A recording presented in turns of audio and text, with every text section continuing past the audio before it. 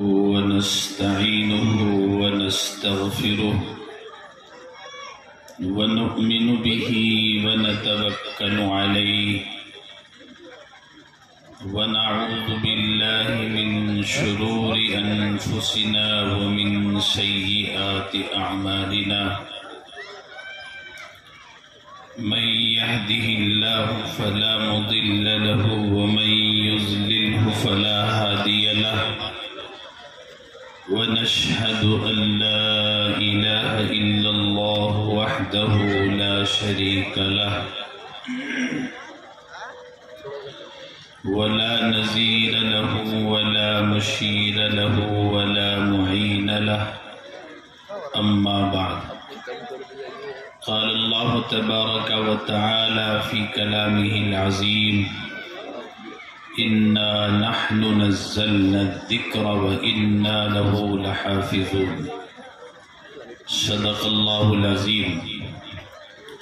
قال النبي صلى الله تعالى عليه وسلم خيركم من تعلم القرآن وعلمه أو كما قال صلى الله تعالى عليه وسلم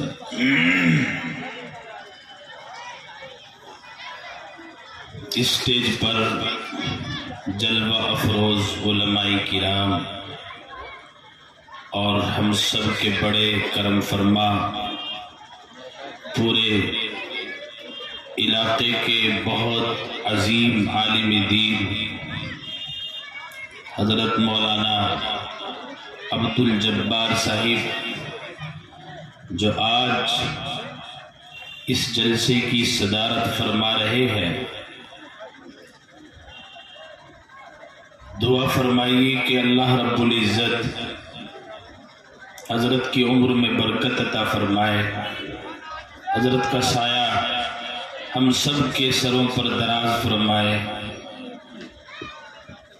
اور اسی طرح دیگر اکابر اسٹیج پر موجود ہیں لیکن میں سب کے نام نہیں جانتا۔ اللہ تعالیٰ سب ہمارے جو بزرگ ہیں اللہ ان کی عمروں میں برکت عطا فرمائے۔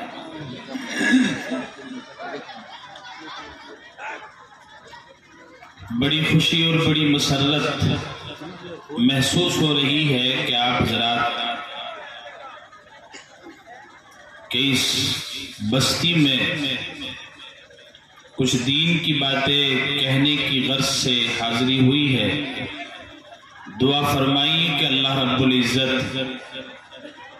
جو بات کہی جائے ہم سب کو عمل کی توفیق عطا فرمائے۔ میرے بھائی اور بزرگوں،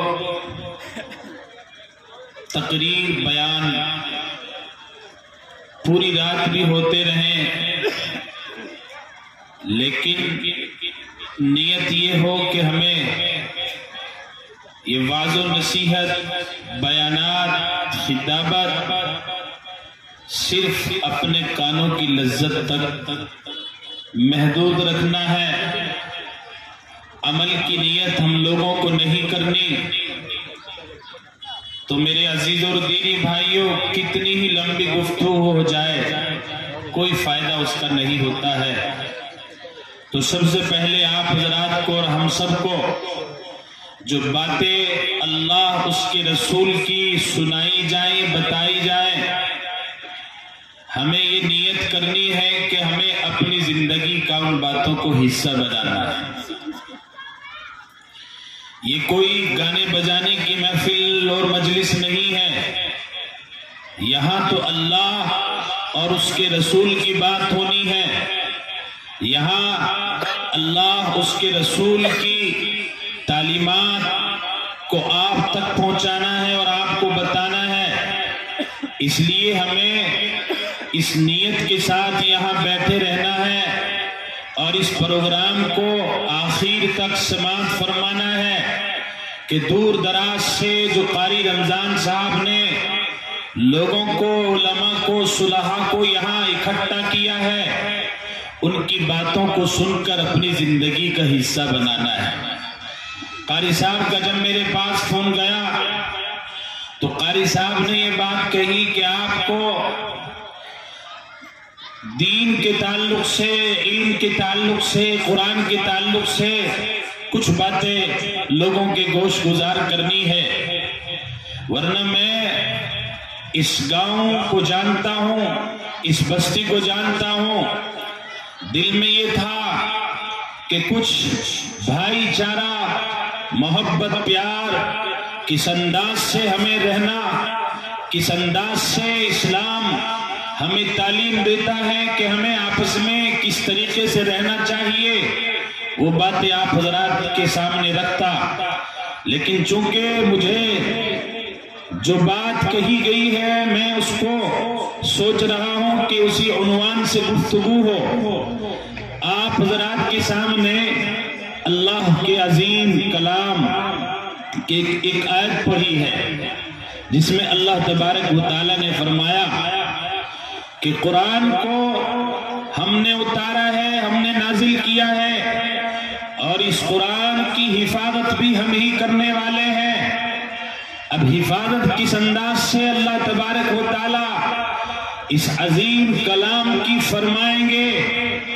آپ اور ہم سب سمجھتے ہیں، جانتے ہیں کہ اللہ تبارک و تعالی نے اس عظیم کلام کی حفاظت جو ہمارے سینے میں اللہ نے اپنی قرآن کو محفوظ کیا، حفاظ کے سینے میں جو قرآن کو اللہ رب العزت نے محفوظ کیا، اس کے ذریعے سے اللہ تبارک و تعالی اس اپنے عظیم کلام کی حفاظت فرما رہے ہیں، سینہ بسینہ منتقل ہو رہا ہے۔ پڑھانے والے استاذ، پڑھانے والے قاری صاحب، پڑھانے والے عالم دین اپنے بچوں کو پڑھا رہے ہیں، قرآن سکھا رہے ہیں، قرآن کی تعلیم دے رہے ہیں، اور یہ قرآن ان کے سینوں میں محفوظ ہو رہا ہے، تو یہ عظیم کلام سینہ در سینہ منتقل ہوتا ہے۔ اللہ رب العزت نے ایک نظام بنا رکھا ہے، اللہ اس کے ذریعے سے اس قرآن کریم کو محفوظ فرماتے ہیں۔ میرے بھائیوں، اللہ کی عظیم کتاب ہے، اس کتاب کو سینے سے لگانا اور اس کتاب کو پڑھنا، اس کتاب کے قوانین، اس کتاب میں جو ہمارے لیے دستور بیان کیے ہیں ان کو اپنی زندگی میں اتارنے کی ضرورت ہے۔ سب سے پہلے ہمیں اپنے بچوں کو قرآن کریم کی تعلیم سے آشنا کرانا ہے۔ بچوں کو ناظرہ قرآن کریم پڑھائیے۔ حضرت انس رضی اللہ تعالیٰ عنہ کی روایت، آپ نے ارشاد فرمایا کہ جو والدین اپنے بچے کو ناظرہ قرآن کریم پڑھاتے ہیں، پڑھا دیتے ہیں، اللہ تبارک و تعالی والدین کے اگلے پچھلے تمام گناہوں کو معاف فرما دیتا ہے۔ صرف بچے کو ناظرہ قرآن کریم پڑھانے پر اللہ کی جانب سے یہ انعام ہے، لیکن آج ہمارے معاشرے، ہمارے سماج میں جہاں قرآن کریم کی تلاوت، جہاں قرآن کریم کا پڑھنا، جہاں قرآن کریم کو پڑھانا آج ہمارے درمیان سے نکل رہا ہے، وہیں جو قرآن کریم کی تعلیم ہے، قرآن کا جو پیغام ہے، قرآن نے جو ہمیں تعلیم دی ہے، کس طرح ہمیں زندگی گزارنی ہے، کس طرح ہمیں اپنے معاشرے کو سنوارنا ہے، کس طرح ہمیں اپنے بھائیوں کے درمیان میں رہنا ہے، ہم لوگ قرآن کی تلاوت سے ہٹ رہے ہیں، قرآن کی تلاوت کو چھوڑ رہے ہیں، قرآن کے پڑھنے اور پڑھانے کو چھوڑ رہے ہیں۔ وہی قرآن کریم نے جو پیغام ہم لوگوں کو دیا ہے، کون سے راستے پر اور جس راستے پر یہ قرآن لے کر چل رہا ہے، کس راستے کی دعوت دے رہا ہے، کس راستے پر یہ قرآن لانا چاہتا ہے، ہم لوگ میرے بھائیوں اس راستے کو چھوڑ رہے ہیں، ہم اس راستے کو کامیابی والا راستہ نہیں سمجھ رہے ہیں۔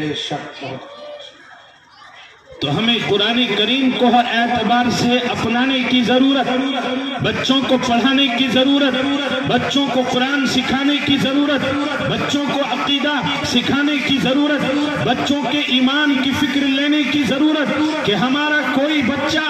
ایسا نہ رہے کہ جس کے پاس ایمان کا علم اور اس کے پاس قرآن کا علم، حدیث کا علم نہ ہو۔ ہمارا ایک بھی بچہ اس انداز کا نہیں ہونا چاہیے۔ میرے بھائیوں، ہمیں اپنے بچوں کو تعلیم دینے کی ضرورت ہے، ان کو پڑھاؤ۔ سب سے پہلے آپ کا بچہ قرآن پڑھے، قرآن کو سیکھے، قرآن پر عمل کرنے والا بنے۔ آپ شوق سے انجینئر بناؤ،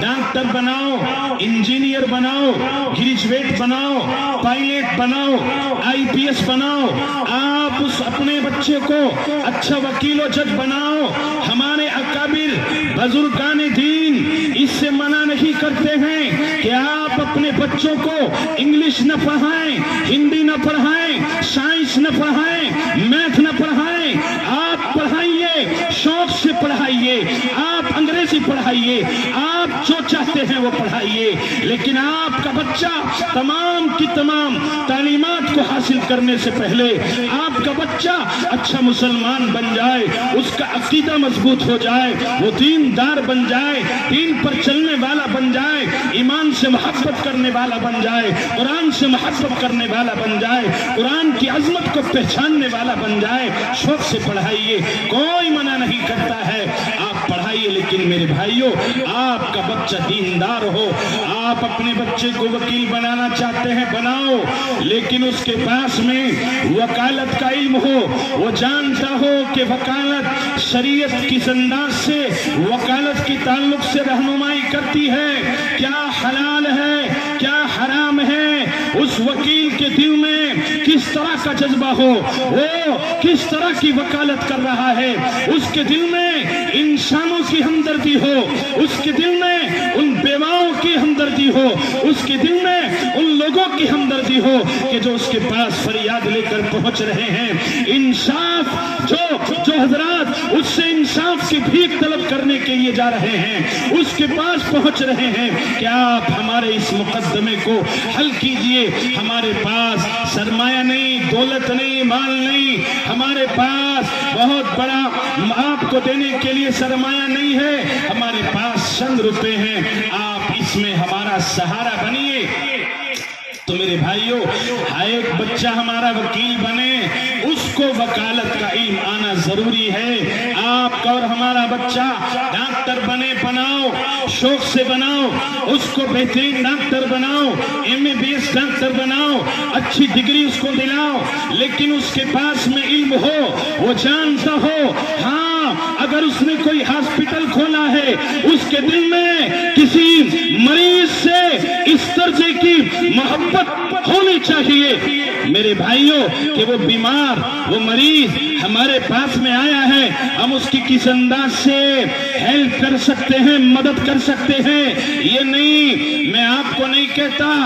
آپ میں اگر کوئی ڈاکٹر ہو آپ مستثنا ہیں، اور وہ ڈاکٹر حضرات بھی مستثنا ہیں جو قوم کی ہمدردی رکھتے ہیں، قوم سے محبت کرتے ہیں، قوم سے پیار کرتے ہیں، انسانیت سے پیار کرتے ہیں، غریبوں سے پیار کرتے ہیں، ان لاچاروں مجبوروں سے پیار کرتے ہیں، وہ میری بات سے مستثنا ہے۔ لیکن ہاں ان لوگوں کے تعلق سے کہوں گا اور ببانگ توہل کہوں گا، ڈنکے کی چوٹ پر کہوں گا کہ جن کے پاس ایک بیمار پہنچتا ہے، مریض پہنچتا ہے، جس کو 1500 کی دوا کافی ہو سکتی ہے، لیکن وہ ڈاکٹر اس کے ساتھ وہ سلوک کرتا ہے، جانچ پر جانچ لکھ رہا ہے، اور کہیں اس کو کسی انداز کی جانچ لکھتا ہے، کہیں کسی انداز کی جانچ لکھتا ہے، اور نہ جانے کتنی جانچ اس کے ذمے لگا دی جاتی ہے۔ ایک مریض اپنے گھر سے آیا تھا، اس حالت میں آیا تھا کہ اس کے پاس پیسہ نہیں، وہ کسی سے مانگ کر لایا، قرض لے کر آیا، بھیک مانگ کر لایا، دوست و احباب سے لے کر آیا، وہ اس لیے آیا ہے کہ تاکہ اس کا علاج ہو جائے، لیکن وہ ڈاکٹر وہ کیسا ڈاکٹر جس کے سینے میں انسانیت کی ہمدردی نہیں ہے، لوگوں کی ہمدردی نہیں ہے، لوگوں سے پیار نہیں ہے، وہ ڈاکٹری کر رہا ہے لیکن ڈاکو بنا ہوا ہے، وہ لوگوں کی جیبوں پر نظر رکھ رہا ہے، وہ لوگوں کے مرض پر نہیں لوگوں کی جیب کو دیکھ رہا ہے۔ کہیں دواؤں کے ذریعے سے کمیشن چاہیے، کبھی جانچ کے ذریعے سے کمیشن چاہیے۔ اے میری قوم کے نوجوانوں، میرے بھائیوں، آپ ڈاکٹر بناؤ اور بنو، ایسے بنو کہ آپ کے دل میں ہمدردی ہو۔ اگر کوئی ہمارا مسلمان بھائی آئے، کوئی ہمارا غیر مسلم بھائی آئے اور وہ ضرورت مند ہے، اسلام سکھاتا ہے، قرآن سکھاتا ہے، نبی سکھاتا ہے، آپ اس کے ساتھ ہمدردی کیجئے، آپ اس کے ساتھ حسن سلوک کا مظاہرہ کیجئے۔ جو تمہارے پاس میں آیا ہے، اسلام یہ سکھاتا ہے اور اسلام یہ بتاتا ہے کہ آپ ڈاکٹر بنے، آپ کے پاس میں ڈاکٹری کا علم ہو، حلال کیا ہے، حرام کیا ہے، جائز کیا ہے، ناجائز کیا ہے، کوئی منع نہیں کرتا ہے۔ شوق سے آپ پڑھیے اور پڑھائیے، وکیل بنائیے، جج بنائیے، IPS بنائیے۔ بلکہ اب تو ہم یہ کہتے ہیں کہ جہاں مسجدوں کو امام کی ضرورت، مدرسوں کو مدرسوں کی ضرورت، وہاں تحصیلدار کی ضرورت، تھانے دار کی ضرورت، وہاں اچھے لوگوں کی ضرورت، اچھے ڈاکٹروں کی ضرورت، جو لوگوں کی ہمدردی اپنے سینے میں رکھنے والے ہو، غریبوں کی ہمدردی اپنے سینے میں رکھنے والے ہو۔ ہاں میرے بھائیوں، سب سے بڑی چیز انسان کی انسانیت ہے، ہمدردی ہے۔ بڑوں کے ساتھ کرے، چھوٹوں کے ساتھ کرے، مسلمانوں کے ساتھ کرے، غیر مسلم بھائیوں کے ساتھ کرے۔ وہ یہ نہ سمجھے کہ تو کون ہے، کس دھرم سے تیرا تعلق ہے، تو اللہ نے اس لیے بھیجا ہے کہ تو انسانیت کی سیوا کرے، انسانیت کی خدمت کرے، انسانیت کی ہمدردی تیرے سینے میں ہو۔ اے میرے نوجوانوں، میرے بھائیوں، حضرت عبداللہ ابن مبارک رحمت اللہ علیہ، آپ کو ان کا ایک مختصر سے واقعہ سناتا ہوں۔ آپ بہت بڑے محدث تھے، بہت بڑے محقق تھے، آپ بہت بڑے فقیہ تھے۔ ایک مرتبہ حضرت عبداللہ ابن مبارک حدیث لکھ رہے تھے یا کوئی دوسری چیز آپ تحریر فرما رہے تھے۔ پہلے وقت میں، اس وقت میں جب حضرت عبداللہ ابن مبارک کا دور تھا تو قلم چلتے تھے، لکڑی کے قلم، اور روشنائی چلتی، دوات، اس انداز سے لکھنا پڑھنا ہوا کرتا تھا۔ تو حضرت عبداللہ ابن مبارک کسی چیز کو تحریر فرما رہے تھے، آپ نے قلم اس دوات کے اندر داخل کیا اور دوات سے آپ نے وہ روشنائی حاصل کی۔ لینے کے بعد ایک مکھی آئی، حضرت عبداللہ ابن مبارک نے اپنے قلم کو تھام لیا کہ یہ روشنائی چوسنا چاہتی ہے، یہ پیاسی ہے۔ حضرت عبداللہ ابن مبارک نے تحریر نہیں فرمایا، قلم کو تھاما اور تھامنے کے بعد اس مکھی نے روشنائی کو چوسا۔ حضرت عبداللہ ابن مبارک نے اس کو ٹھہر کر چسوا دیا۔ آپ دنیا سے چلے گئے، آپ دنیا سے رخصت ہو گئے، آپ دنیا سے پردہ فرما گئے۔ اور میرے بھائیوں، کسی کو خام میں حضرت عبداللہ ابن مبارک دیکھتے ہیں اور حضرت عبداللہ ابن مبارک سے معلوم کرتے ہیں کہ آپ کے ساتھ کیا گزری، کیا ہوا۔ فرمایا کہ اللہ تبارک و تعالیٰ نے مغفرت فرما دی۔ سننے کی بات ہے میرے نوجوانوں، حضرت مفتی تقی عثمانی صاحب نے اصلاحی خطبات میں یہ واقعہ بیان فرمایا ہے۔ تو حضرت عبداللہ ابن مبارک بیان کرتے ہیں کہ میں نے ایک دن یہ کام کیا تھا کہ ایک مکھی کو میں نے وہ جو روشنائی چسوائی تھی، اللہ کو یہ عمل اتنا پسند آیا، اتنا پسند آیا کہ اللہ تبارک و تعالیٰ نے میری مغفرت اس عمل کی وجہ سے فرما دی۔ اے میری قوم کے نوجوانوں اور میرے بھائیوں اور میرے نوجوانوں، میرے دوستوں، دیکھیے حضرت عبداللہ ابن مبارک کتنے بڑے فقیہ تھے، آپ کتنے بڑے امام تھے، آپ کتنے بڑے محدث تھے۔ آپ نے پوری زندگی درس حدیث دیا ہے، آپ نے امامت فرمائی ہے، آپ نے قوم کی امامت فرمائی ہے، لوگوں کو مسائل بتائے ہیں، لیکن اللہ تبارک و تعالیٰ کو آپ کی زندگی کا کون سا عمل پسند آیا؟ آپ کا یہ عمل پسند آیا کہ جو آپ نے ایک مکھی کو روشنائی چسوا دی تھی، اللہ تبارک تبارک و تعالی ستار و غفار ہیں، اور لوگوں کے ساتھ میں حسن سلوک کیا جائے۔ جب وہ رب، وہ پروردگار عالم ایک مکھی کے ساتھ حسن سلوک کی بنیاد پر اللہ جنت عطا فرما دیتا ہے، آپ کا کیا خیال ہے کہ اگر انسانوں کے ساتھ، انسانیت کے ساتھ حسن سلوک کا مظاہرہ کیا جائے گا، لوگوں کے ساتھ اچھا معاملہ کیا جائے گا، تو کیا وہ پروردگار عالم مغفرت نہیں فرمائے گا؟ بے شک کہ وہ پروردگار عالم ہمارے ساتھ اچھا معاملہ نہیں فرمائے گا۔ روایات بھری ہوئی ہیں، کہیں بلی کے ساتھ، کہیں کتے کے ساتھ، یہ احادیث کے اندر موجود کہ کتے کے ساتھ ایک خاتون نے حسن سلوک کر دیا کہ اس کو کنویں سے نکال کر پانی پلا دیا۔ حدیث میں یہ واقعہ موجود ہے۔ میرے بھائیوں، حضرت کی موجودگی میں اس بات کو میں بیان کر رہا ہوں کہ ایک کتے کے ساتھ میں یہ حسن سلوک کیا کہ اس کو کنویں سے پانی نکال کر ایک خاتون نے پلا دیا، اور خاتون بھی وہ تھی کہ جو اللہ کو ناراض کرنے والی، اللہ تبارک و تعالیٰ کی عبادت نہ کرنے والی تھی، لیکن اس نے یہ اچھا عمل کیا ہے کہ ایک کتے کو پانی پلا دیا۔ اللہ تبارک و تعالیٰ کو یہ عمل اتنا پسند آیا، رب ذوالجلال نے اس عمل کی وجہ سے مغفرت کا فیصلہ فرما دیا اس خاتون کے حق میں۔ اور ایک حدیث میں ہے، بلی کو اپنے گھر پر باندھے رکھا اور اس کو نہ کھانے کے لیے دیا نہ پینے کے لیے دیا۔ اللہ کے نبی علیہ السلام نے فرمایا کہ اللہ تبارک و تعالیٰ نے اس بلی کے ساتھ بدسلوکی کی وجہ سے رب ذوالجلال نے اس عورت کے حق میں جہنم کا فیصلہ فرما دیا کہ جس نے ایک بلی کے ساتھ یہ سلوک کیا تھا، یہ برتاؤ کیا تھا۔ تو میرے بھائیوں، آپ کا کیا خیال ہے؟ اپنے دلوں پر ہاتھ رکھ کر بتاؤ، خدا کی قسم اگر آپ انسانیت کے لیے، آپ لوگوں کے لیے کام کرو گے تو اللہ تبارک و تعالیٰ کیوں نہیں ہماری عمروں میں، ہمارے مال میں، ہماری دولت میں اللہ برکت عطا فرمائیں گے، ضرور فرمائیں گے۔ اس لیے میرے پیاروں، میرے بھائیوں، انسانیت کے لیے کام کرنے کا جذبہ اپنے اندر پیدا کرو۔ تو میں یہ عرض کر رہا تھا، آپ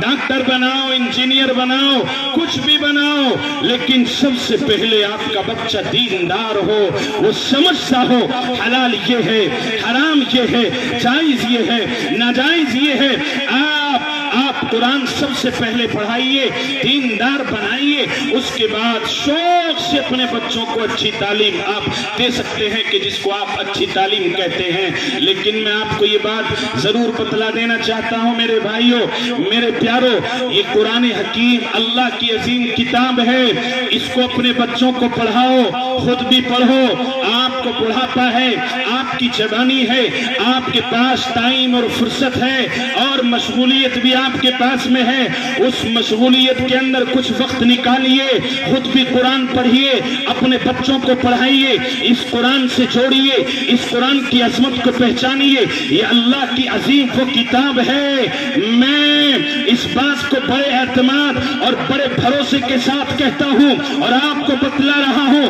خدا کی قسم یہ اللہ کی عظیم کتاب کل قیامت کے دن اتنا بڑا سفارشی بن کر یہ اللہ کی عظیم کتاب آئے گی۔ اللہ کے نبی علیہ السلام نے فرمایا، اور شیخ زکریا علیہ الرحمہ نے فضائل اعمال میں اس حدیث کو بیان فرمایا ہے کہ یہ قرآن کل قیامت کے دن اتنا بڑا سفارشی ہوگا، نہ کوئی رسول اس کے درجے کی سفارش کر سکتا ہے، نہ کوئی ولی، نہ کوئی نبی۔ اور میرے بھائیوں سن لو، کان کھول کر سن لو، خدا کی قسم یہ قرآن سب سے بڑا سفارشی ہوگا۔ اور جو انسان دنیا میں عاشق قرآن ہوگا، قرآن پڑھنے والا ہوگا، قرآن سے محبت کرنے والا ہوگا، قرآن کی عظمت اپنے سینے میں رکھنے والا ہوگا، تو یہ قرآن انسان کی دنیا سے رخصت ہونے کے بعد انسانی شکل اختیار کر لے گا، اس کے سینے کے قریب ہوگا، قبر میں اس کے ساتھ اترے گا۔ حضرت نے شیخ زکریا علیہ الرحمہ نے لکھا ہے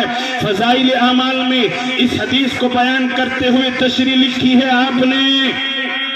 کہ یہ قرآن قبر میں جائے گا، اور قبر میں جانے کے بعد جب حساب و کتاب کے لیے سوالات کے لیے فرشتے پہنچیں گے، سوال کریں گے من ربو کا ما دینو کا، یہ قرآن انسانی شکل میں وہی موجود ہوگا اور اس سے کہے گا کہ جو عاشق قرآن دنیا میں رہا ہے، قرآن کو پڑھنے والا رہا ہے، قرآن سے محبت کرنے والا رہا ہے، اس سے یہ قرآن کہے گا گھبرانے کی ضرورت نہیں ہے، ڈرنے کی ضرورت نہیں ہے، آپ کو سوالات کے جوابات دینے ہیں، میں اللہ تبارک و تعالیٰ سے تمہیں جنت میں پہنچا کر رہوں گا، تمہیں تمہاری مغفرت کرا کر رہوں گا۔ عاشق قرآن سے یہ قرآن اس وقت میں کہے گا کہ جب تمام ملنے والے، تمام رشتہ دار، تمام تعلق رکھنے والے، تمام پیار کرنے والے، تمام کے تمام قبر میں اتار کر انسان سے علیحدہ ہو جائیں گے، لیکن یہ قرآن قبر میں اتر جائے گا اور قبر میں اتر کر کہے گا گھبرانے کی ضرورت نہیں ہے، آج میں تیرا بہت بڑا سہارا بنوں گا۔ اور حضرت نے لکھا ہے کہ اس کے لیے عمدہ قسم کا بستر لے کر آئے گا کہ اس پر آرام فرما، آج تیرا رفیق، آج تیرا ساتھی میں رہوں گا۔ دنیا میں تو مجھے پڑھتا تھا، رات کی تاریکی میں پڑھتا، دن کے اجالے میں پڑھتا، جب لوگ سوئے ہوئے ہوتے تھے تو میری تلاوت کیا کرتا، صبح صادق کے وقت میں تو بیدار ہو جایا کرتا، تو میری تلاوت کرتا تھا۔ یہ بچے جو حافظ قرآن بنتے ہیں، پڑھتے ہیں، دن میں پڑھتے ہیں، رات میں پڑھتے ہیں، صبح میں پڑھتے ہیں، دوپہر میں پڑھتے ہیں، جس وقت میں آپ اور ہم گرم بستروں میں موجود ہوتے ہیں، یہ بچہ جنوری کے مہینے میں، دسمبر کے مہینے میں جب ٹھکرتی ہوئی سردی پڑتی ہوئی ہوتی ہے، یہ بچہ اپنے لحاف سے، اپنے کمبل سے نکل جاتا ہے۔ جب اس کے استاد محترم اس کی درسگاہ میں آ کر دستک دیتے ہیں کہ آپ اٹھ جائیے بیٹا، اب قرآن کی تلاوت کا وقت ہو چکا ہے، اس وقت میں جب آپ اور ہم کمبلوں میں، لحافوں میں پڑے ہوئے ہوتے ہیں، یہ 9 سال اور 10 سال کی معصوم سی کلی، یہ 9-10 سال کا بچہ اٹھ جاتا ہے، قرآن وضو کر کے قرآن کو اپنے سینے سے لگا لیتا ہے، قرآن کو چوم کر یہ پڑھنے کے لیے بیٹھ جاتا ہے، قرآن کی تلاوت کر رہا ہے، قرآن کو پڑھ رہا ہے۔ اور جب کس کی کوئی غلطی آ جاتی ہے، استاذ کے پاس میں پہنچتا ہے، استاذ اس کو تنبیہ کرتے ہیں، ڈانٹتے ہیں، ڈپٹتے ہیں، لیکن میرے بھائی یہ قرآن کو نہیں چھوڑتا ہے، یہ قرآن کو پڑھتا رہتا ہے، اس کے یاد نہیں ہوتا تب بھی پڑھتا ہے، شیطان بہکاتا ہے تب بھی شیطان کے مکر میں، شیطان کے فریب میں نہیں آتا ہے، یہ قرآن کو پڑھ رہا ہے، یہ قرآن کی تلاوت کر رہا ہے، یہ مدرسے میں پڑھنے والا اور اللہ کے قرآن کو پڑھنے والا جب یہ اپنے گھر سے نکلتا ہے، ماں اس کو دہلیز تک چھوڑنے کے لیے، اپنی چوکھٹ تک چھوڑنے کے لیے آتی ہے، لیکن ماں کا دل بھی بھر جاتا ہے کہ میرا لخت جگر مدرسے میں پڑھنے کے لیے جا رہا ہے، قرآن کی تلاوت کرنے کے لیے جا رہا ہے، قرآن کی تعلیم حاصل کرنے کے لیے جا رہا ہے۔ یہ 10 سال کا بچہ، 12 سال کا بچہ اپنی ماں سے جدا ہو جاتا ہے، رخصت ہو جاتا ہے، ماں چوکھٹ تک چھوڑنے کے لیے آ رہی ہے، ماں کی آنکھوں میں بھی آنسو ہیں، لیکن یہ بچہ واپس پھر کر نہیں دیکھ رہا ہے، اس لیے کہ ماں کا دل ٹوٹ جائے گا، ماں کا دل موم ہے، ماں کی ممتا جوش میں آ جائے گی، وہ نہیں دیکھتا ہے، مدرسے پہنچ جاتا ہے، ماں اس کے لیے اللہ سے دعا کر رہی ہے، پروردگار عالم میرا لخت جگر، میرا نور نظر میں نے تیرے لیے بھیج دیا ہے، اے پروردگار عالم اس کی حفاظت فرمانا اور اس کو سلامتی کے ساتھ اس کی دینی درسگاہ تک پہنچا دینا۔ اے میرے پیارو، وہ بچہ پڑھ رہا ہے، وہ بچہ تعلیم حاصل کر رہا ہے، قرآن سے محبت کر رہا ہے، قرآن سے عشق کر رہا ہے، یہ عاشق قرآن، یہ عاشق قرآن، قرآن سے محبت کرنے والا جس کو یہ معلوم ہے کہ تیرے فارغ ہونے کے بعد، قرآن سے فراغت کے بعد، قاری قرآن بننے کے بعد، قاری قرآن بننے کے بعد، علیم قرآن بننے کے بعد تو کسی مدرسے میں جائے گا، کسی مسجد کی امامت کرے گا، لوگ نہ جانے کیسے کیسے لقب اور کن کن الفاظ سے مجھے پکاریں گے، کیا کچھ کہیں گے، یہ تمام की तमाम चीजों को झेल कर, तमाम की तमाम चीजों को बर्दाश्त करके एक मदरसे का जिम्मेदार, एक मदरसे के एहतमाम को संभालने वाला, जिसने ये सोचा कि तेरी जिंदगी का मशगला सिर्फ ये है कि कुरान पढ़ना है, कुरान बच्चों को पढ़ाना है, बच्चों के ईमान की फिक्र करनी है, वो दर दर की ठोकरें खा रहा है, वो न जाने कैसी कैसी तहलीज पर जा रहा है, कैसी कैसी चौखट पर जा रहा है, मस्जिदों में जाकर ऐलान कर रहा है, जहां मेरे मदरसे में, मेरे मकतब में इतने बच्चे तालीम हासिल कर रहे हैं, उन बच्चों की तालीम के लिए, उन बच्चों के ईमान के लिए, उन बच्चों की ईमान की हिफाजत के लिए आपके बीच आया। उस मजमे में न जाने कितने अफराद ऐसे कि जो उसको जो ऐलान कर रहा है अपनी गिरी हुई नजरों से देखते हैं। ए मेरे प्यारों, मेरे भाइयों, सबको ऐसा मत जानो, सबको इस अंदाज से मत समझो, न जाने कैसे और कितने अफराद मुखलिस होंगे। और आज मेरी जबान पर ये बात आ गई तो मैं हजरत वाला की इजाजत से ये बात कह देना चाहता हूँ कि आज जो इस जलसे की जो शख्सियत सदारत फरमा रही है हजरत मौलाना अब्दुल जब्बार साहब, इनके सीने में जो दर्द, इनके सीने में जो तकलीफ, इनके सीने में जो कुरान की मोहब्बत, क्या बागोबानी के बहुत बड़े मुदर्रिस, आप अरबी अदब के बादशाह, आपने बागोवाली को छोड़ा, दारुल देवबंद को छोड़ा और आप इस जहांगीरपुर के अंदर आप इसलिए जलवा अफरोज हुए, आपने इस मकसद को, आपने उस मदरसे को संभाला। आप जानते थे कि मेरी जरूरत है, आपने अपनी पूरी जिंदगी को लगा दिया। आपने क्यों लगाया? आप बहुत बड़े मुदर्रिस थे, आपकी एक अलग शान थी, आपका